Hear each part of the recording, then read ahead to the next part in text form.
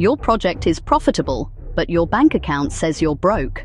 That's not bad luck, that's WIP. In construction, most business owners don't fail because of lack of work. They fail because they don't understand work in progress.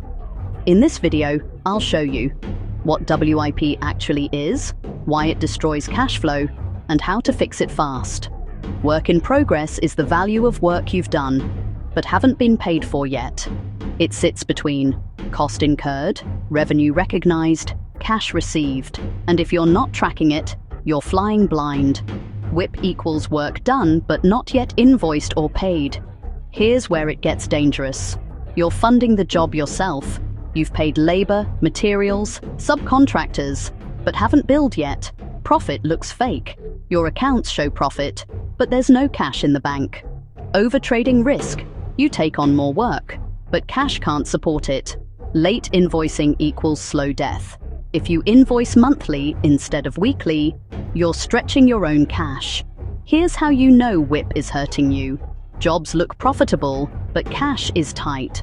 Large unbilled revenue sitting on projects. You're always chasing money. If your cash flow feels broken, WIP is usually the reason. Invoice faster. Don't wait until month end. Invoice weekly where possible.